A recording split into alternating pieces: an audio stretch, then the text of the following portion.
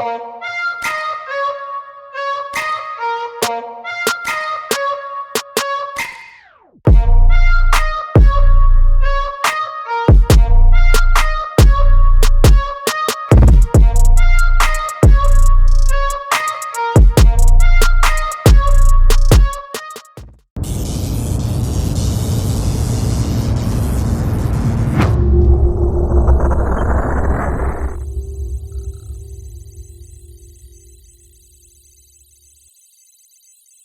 Guys, welcome back to Vishal Compotech, the India's largest gaming PC store. So ఈ రోజు మన స్టోర్లో ఒక కొత్త పీసీని అయితే బిల్డ్ చేయబోతున్నాం అనమాట. సో బడ్జెట్ వచ్చేసి 1 lakh అయితే చెప్పారు.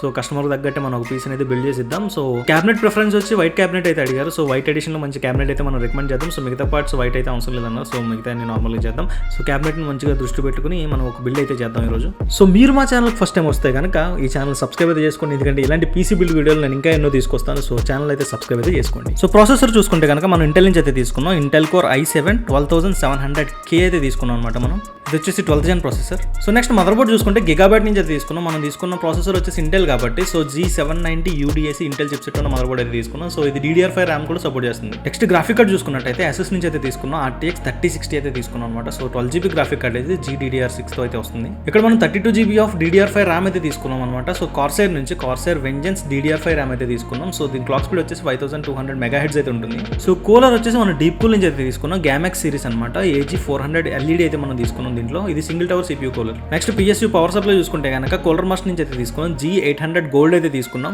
నెక్స్ట్ SSD చూస్తే కనుక మనం క్రూషియల్ నుంచి అయితే తీసుకున్నాం. M2 SSD 1TB of storage అయితే తీసుకున్నాం మనం. అండ్ క్యాబినెట్ చూసుకుంటే కనుక మనం యాంటీ స్పోర్ట్స్ నుంచి అయితే తీసుకున్నాం. Anti sports 220 air white edition అయితే తీసుకున్నాం. సో క్యాబినెట్ అయితే మాత్రం చాలా బాగుంది, ఎందుకంటే వైట్ ఎడిషన్ కదా, చాలా లుక్ అయితే వచ్చేసింది. ఈ క్యాబినెట్ చూసుకున్నట్టయితే కనుక మనకి pre install ARGB 120mm fans 4 అయితే వస్తాయి అనమాట. ఫ్రంట్ 3 ఉంటాయి అండ్ బ్యాక్ సైడ్ అయితే 1 అయితే ఉంటుంది. ఫ్రంట్ ప్యానల్ కనెక్టర్స్ చూసుకుంటే కనుక మనకు టాప్ లో అయితే ఉంటాయి అనమాట. USB 3.2 slots 2 and 3.5mm head phone Jack అయితే ఒకటి ఉంటుంది. ఇంకా బ్యాక్ ప్యానల్ లో చూసుకుంటే కనుక మన మదర్ బోర్డ్ కి USB స్లాట్స్ చాలానే ఉన్నాయి. సో మనకు సరిపోతే 3.2 స్లాట్లు చాలానే ఉన్నాయి. అండ్ గ్రాఫిక్ కార్డ్ పోర్ట్స్ చూసుకుంటే 4 పోర్ట్స్ అయితే ఉన్నాయి. సో 4 మానిటర్ సెటప్ అయితే మీరు ఈజీగా చేసుకోవచ్చు ఈ పీసీతో.